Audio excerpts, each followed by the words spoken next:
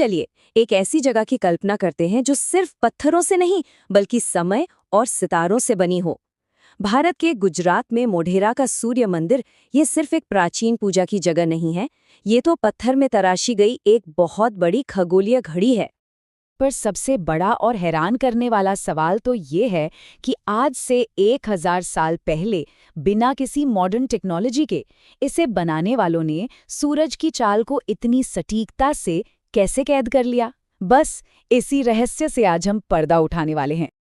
तो चलिए इस रहस्य की पहली परत हटाते हैं और मंदिर की सबसे आश्चर्यजनक खूबी से अपनी बात शुरू करते हैं। जरा इस नज़ारे के बारे में सोचिए। साल में सिर्फ 2 खास दिन, वसंत और शरद विषुव, जब दिन और रात की लंबाई एकदम बराबर होती है।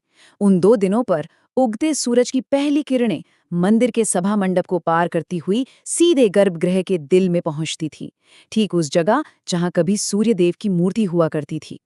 ये कोई जादू नहीं था, ये तो उन प्राचीन वास्तुकारों की जबरदस्त प्रतिभा का सबूत है। देखिए, ये पूरी प्रक्रिया इन 3 आसान स्टेप्स में होती है। पहला, विषुव के दिन सूरज उगता है। दूसरा, उसकी किरणें मंदिर के एक्सिस के साथ एकदम सीधी लाइन में आ जाती हैं।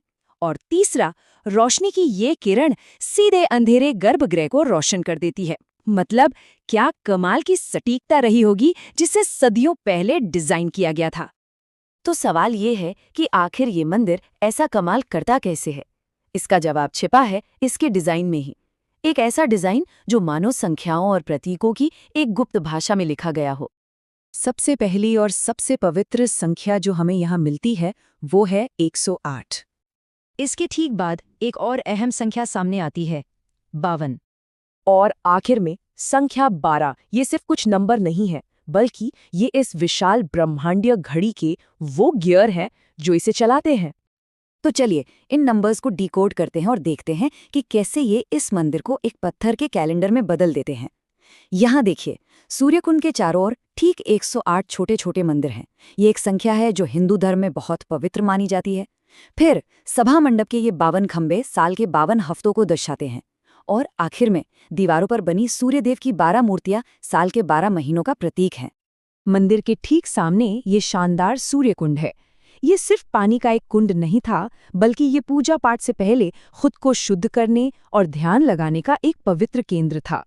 और इसके चारों ओर बने वो 108 छोटे मंदिर इसे ब्रह्मांड का एक छोटा मॉडल बना देते थे। और इस मंदिर की काबिलियत सिर्फ विषुव तक ही सीमित नहीं है, क्योंकि ये कर्क रेखा के बहुत पास बना है। इसलिए गर्मियों में एक दिन ऐसा आता है जब दोपहर में सूरज ठीक सिर के ऊपर होता है और कुछ पलों के लिए यहाँ लगभग कोई परछाई ही नहीं बनती। ये विज्ञान और भूगोल का एक और बेहतरीन तालमेल है। अच्छा, तो हमने ये तो देख लिया है कि ये मंदिर काम कैसे करता है, पर सवाल ये है कि इसे ऐसा बनाया ही क्यों गया था? इसके पत्थरों में आखिर कौन से गहरे आध्यात्मिक रहस्य छिपे हैं? मोढेरा की सबसे खास बात पता है क्या है? कि इसे बनाने वालों के लिए विज्ञान और आस्था ये 2 अलग-अलग चीजें थी ही नहीं।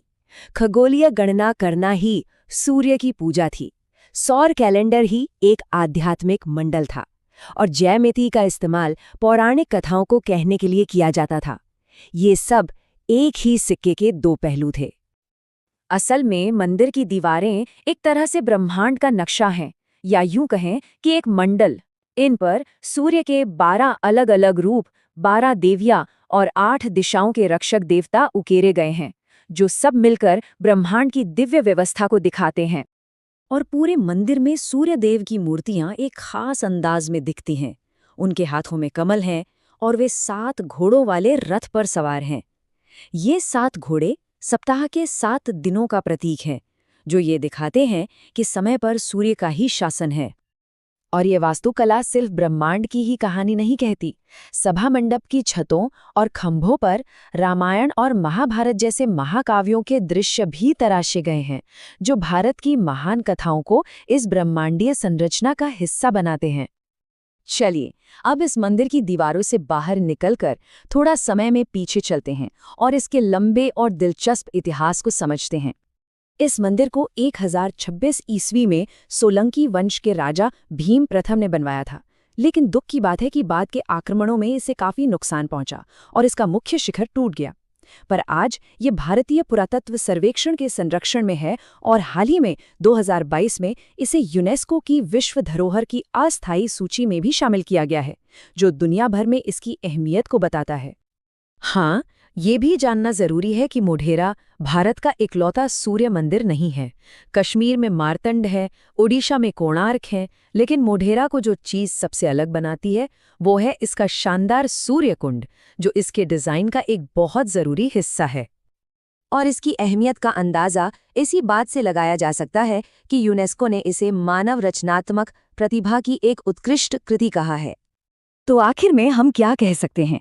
मोढेरा सिर्फ एक मंदिर नहीं है, ये एक संगम है कला, गणित, खगोल विज्ञान और भक्ति का। ये उस दौर का एक जिंदा सबूत है जब ब्रह्मांड को समझना ही उसकी पूजा करना था और उसकी पूजा करना ही उसे समझना था। और ये मंदिर आज हमारे लिए एक बहुत बड़ा सवाल छोड़ जाता है। आज के दौर में जहां हम हर चीज़ को अलग अलग खानों में बांटकर देखते हैं, हम उस संस्कृति से क्या सीख सकते हैं जिसके लिए विज्ञान और आध्यात्मिकता एक ही सच्चाई के दो अलग अलग पहलू नहीं थे।